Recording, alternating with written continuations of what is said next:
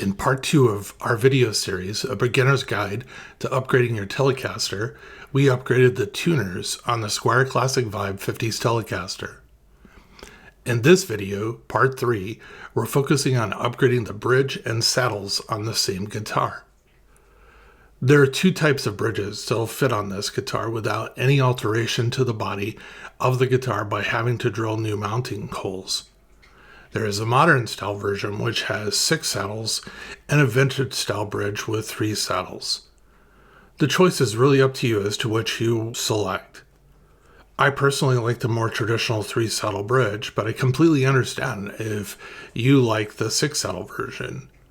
The 6 saddle version of the bridge solves a design issue related to proper intonation of the guitar that I'll cover shortly. This design allows for intonation adjustments for each individual string. Both Telecaster bridge models have 4 screw holes for mounting to the guitar body. Note, there are other bridge types with 3 mounting holes and others, but we'll not cover them in this video. For the focus of this video, I decided to upgrade the existing bridge and saddles to an improved version of the same design of bridge and saddles. Let's go into a little bit on the subject of intonation and also the design of the Telecaster saddles. Intonation is whether your guitar is in tune as you play notes at each fret while moving up the neck. A perfectly intonated guitar will produce notes that are true to their tune pitch regardless of where they are fretted on the fretboard. When your intonation is off, notes may sound sharp, too high, or flat, too low, more likely as you play higher up the neck. Factors that affect intonation are string length, where the intonation is primarily adjusted by altering the effective length of each string, which is done at the bridge. Changes in your string gauge can significantly affect your intonation. The height of the strings above the fretboard can also influence intonation. The curvature of the guitar's neck plays a role in intonation as well. This is called neck relief. Temperature and humidity, environmental changes can cause the guitar's wood to expand or contract, also affecting intonation. Changes to any of these factors could cause you to need to readjust the guitar's intonation. How intonation is adjusted. Most electric guitars have adjustable saddles at the bridge, which allow you to lengthen or shorten the strings by adjusting the saddle. The most general method for checking intonation involves measuring with a good electronic tuner and comparing the pitch of the open string and then the fretted note at the 12th fret. If the fretted 12th fret note is sharp or flat compared to the open string note, the saddle needs to be adjusted accordingly. To adjust for intonation, you either move the saddle forward or backwards. This will cause the fretted notes to move towards being sharper or flat. Moving the saddle forwards towards the neck shortens the distance between the saddle string contact point and the nut. This will cause the fretted notes to move towards being flatter. Moving the saddle backwards away from the neck increases the distance of the saddle string contact point and the nut, causing the fretted notes to move towards being sharp. Measuring and adjusting intonation should always be done in the upright playing position. Later in the video, I will teach you a quick way to get the saddles in the ballpark on a Telecaster's bridge, so when you go to measure for intonation, you may already be on the mark. Telecaster saddles. Over the many years of the Telecaster guitar design, there have been many designs for the saddles found on a 3-saddle bridge. There was a smooth brass barrel saddle design, the first design that had 3 brass saddles that were smooth brass barrels. There were a couple design flaws with this saddle. With the smooth barrels, the string can easily move from left to right. As a result, it's difficult to keep the strings properly spaced. This type of saddle also presents intonation challenges because it's difficult to achieve precise intonation for each individual string, as adjustments affect 2 strings at the same time. This leads to compromises, where one string might be slightly sharp while the other is slightly flat. Then there's the threaded or slotted saddles. The next design still had 3 saddles but has either threads or slots cut into the saddles. Saddles often have shallow slots to keep the strings properly spaced and prevent them from sliding sideways. These slots primarily contribute to the stable string spacing but not intonation correction. The 3 saddles that come with the Squier Classic Vibe 50s Telecaster bridge have a shallow slot cut into each side of the saddle. As described already, this saddle does set proper string spacing and enforces it, but it does not correct for intonation. Compensated saddles. Compensated saddles are designed with a slight angle or offsets cut into the saddles that allow for more precise adjustment of both of the strings and their lengths. This helps to correct the intonation, resulting in more accurate tuning and better sounding chords and notes, especially as you move up the fretboard. In essence, they help the guitar play more in tune. So what are we doing in this video? For the sake of this video, I plan on purchasing a replacement bridge with 3 brass compensated saddles installed. To be honest, you could just buy the 3 brass compensated saddles and pull the factory slotted saddles and replace them. Brass compensated saddles start at a cost of around $12 and go up per set. The complete bridge and saddle assembly that I purchased was $25 on Amazon, and I chose this direction.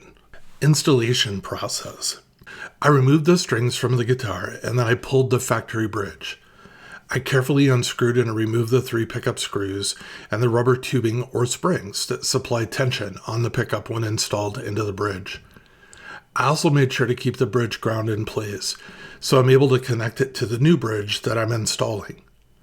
The bridge ground is a wire that is soldered to the back of one of the 2 pots in the control cavity, and then it runs into the bridge pickup cavity and through a small hole/channel where the exposed and frayed end of the wire rests underneath the bridge and stays in place when you tighten the 4 bridge screws.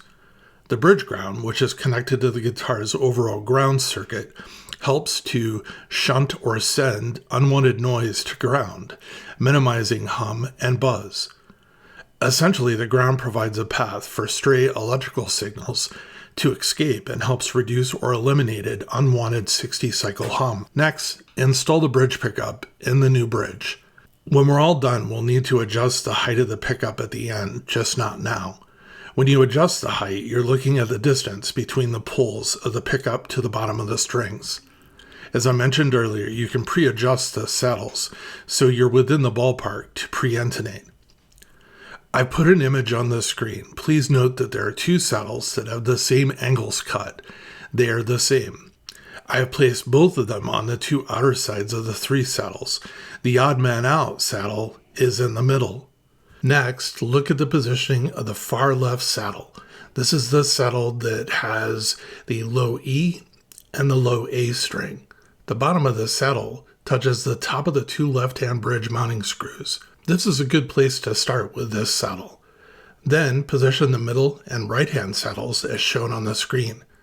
If you do this when you go to measure and adjust intonation, you'll be in the ballpark and not have to make a lot of adjustments, but just more of tweaking. Now, install the bridge. I usually install the 2 outer screws first, followed by the 2 center screws. I hand tighten the screws, but not too overly tight. Now you can install a set of strings. Once you get them installed, you'll have to perform a series of the following steps. Tune the strings for the first time.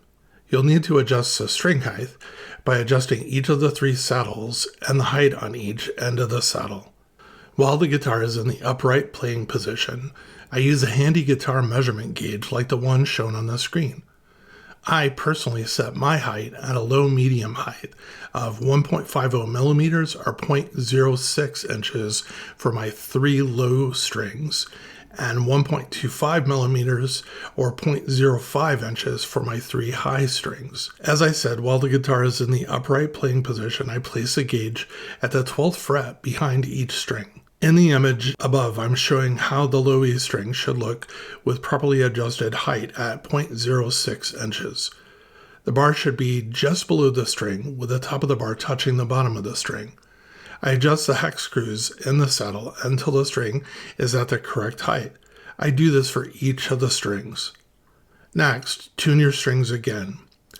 Remember, intonation refers to how accurately a string sounds in tune when fretted at the 12th fret compared to its open string tuning.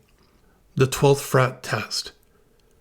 So I'm sorry if I keep saying this over and over again like a broken record, but while in the playing upright position, to check intonation, fret a string at the 12th fret and compare the pitch to the open string on your tuner.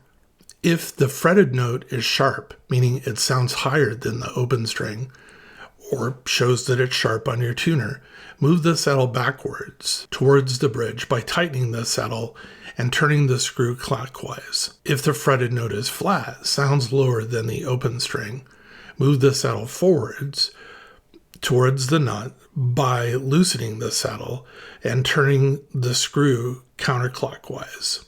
Once you have your intonation set properly, we'll now set the pickup height. I have a feeler gauge that I picked up that works pretty well.